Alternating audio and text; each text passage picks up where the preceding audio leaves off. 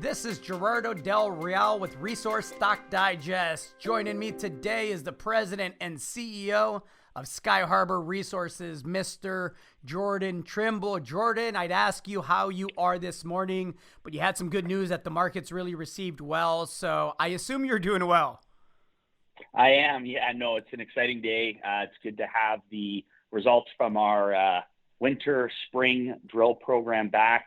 We had delays with the virus, but good to have all 6 holes back. It was a total of just under 2,400 meters. Again, a focus on drilling and testing the underlying basement rock at the main Maverick corridor. We did a couple of exploratory drill holes as well, which I'll talk about. But all in all, a very positive result. The big takeaway here is we've expanded what's called the East Maverick Zone. We've almost doubled the size of it, a step out of 50 meters east of the previously defined Maverick East Zone. We hit 0.4% over 4.5 meters, and a high-grade zone in the basement rock of about 1.43% over half a meter. So exciting news, and we also announced in there a summer program planned, about 2,500 meters to follow up on the results from this program and to test some new targets as well.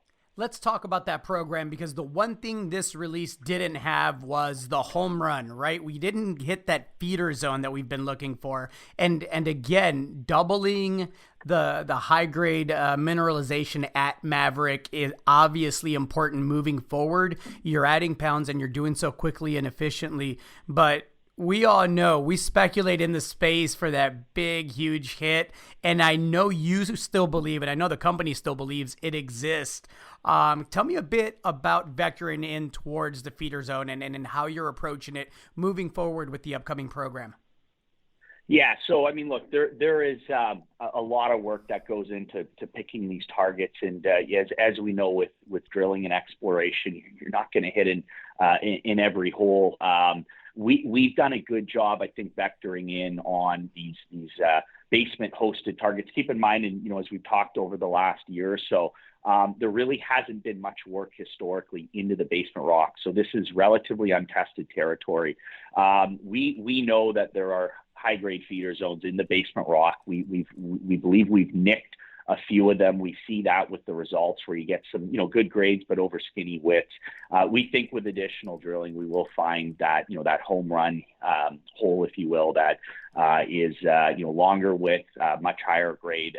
We believe it's there. We've had historical results on the property at the unconformity, upwards of 21% U3O8. So we know there's high grade mineralization there. It's just a matter of finding it. And keep in mind, it was a 6-hole drill program, so it wasn't a huge drill program, but we did have a few of the holes, again, that were testing the basement rocks at the East Maverick Zone that successfully expanded the zone and did hit some high-grade zones. And I will note, too, there another hole, one of the exploratory drill holes in the program, which we drilled over what's called the Viper Zone. Now, this is about 1.5 kilometers northeast of the main Maverick Zone. So it's a completely separate zone. We drilled a deeper hole there, and about 250 meters below the unconformity, we found some very interesting rock, structurally disrupted and graphitic metasedimentary units that hosted anomalous values of boron, nickel, and copper throughout these basement rock lithologies. And that's important because we're seeing now well below the unconformity now these right host rocks for higher grade uranium mineralization. So like I said, we're confident that there is a much larger, higher grade zone, multiple zones at depth. We'll continue drill testing for that. But it's also, I don't want to take away from and we talked about this in the news release. So we have a 4-kilometer long structural corridor. We've really only systematically drill tested about half of it down to the unconformity. So it's wide open still along strike and at depth. And this is just one part of the property of Moore Lake. It's a big project with about 36,000 hectares of ground, ideally situated just east of Denison's Wheeler River project, the access road, the haul road that goes up to MacArthur River, so good infrastructure. So we check off all the boxes as far as location, but it does have a number of other high priority regional targets on the project, about 10 other targets that are mineralized outside of this main Maverick corridor that are mineralized and that we could look to follow up on. So it's an exciting time for us at the project. We've come a long way, and we think there's a lot more to be found there. You're planning 2,500 meters of diamond drilling later in the summer. I believe that's fully funded and permitted, correct, Jordan? That's correct. So we raised money a couple months ago, so fully funded for the summer program, and we'll have news forthcoming on the details of that program. And just to add to that, we do have our partner-funded programs as a part of our prospect generator model. We had Azincourt announce results a few weeks ago. They'll be starting back up with the summer program here shortly. There's still a $200,000 cash payment that needs to be made, and then they'll have completed the 70% earn-in at our East Preston project.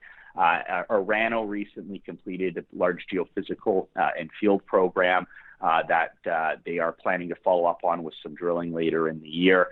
So we'll have some news out on the Preston project over the coming weeks here, and look out for additional programs there. And as I mentioned when we last spoke, we do have a number of other 100% owned properties scattered throughout the Athabasca Basin. I'll say we're getting close to getting a deal done on one or two of them, and that will bring in additional partners and additional partner-funded programs to augment what we're doing at Moore and what our other partners are doing at Preston and East Preston. So there's multiple irons in the fires we've talked about in the past, right? We want to offer investors and shareholders exposure to several exploration programs. It's a high risk venture, as we know, going and delineating high grade uranium deposits in the Athabasca Basin. So if you have several partner companies helping out with that, it's a quick way to add value in a less dilutive manner. No, well done. Before I let you go, I have to get your take on the uranium space. I'm seeing a lot of new funds that are raising substantial amounts of capital to go and buy up uranium, right? Can you speak to that a bit, Jordan? What are you seeing out there? Yeah, so look, a lot has happened in the last 4 months, as we've spoken about, and a couple of key themes to keep an eye on. Obviously, the supply disruption and destruction around the pandemic. That's been a big one here. We've seen the spot price increase over 30% year to date. A big part of that being this supply disruption that we've seen. And again, I don't think it's as simple as just turning these mines back on. If you look in Kazakhstan, which accounts for 40% of global primary mine supply, there's been little to no wellhead development over the last several months. So for them to ramp back up to continue producing at the run rate they were previously, that's going to take a while. And I think that still has yet to work its way into the market. I think you could see as the months go by and we see less production out of Kazakhstan, I think you'll see the market and the price of the commodity respond by moving higher.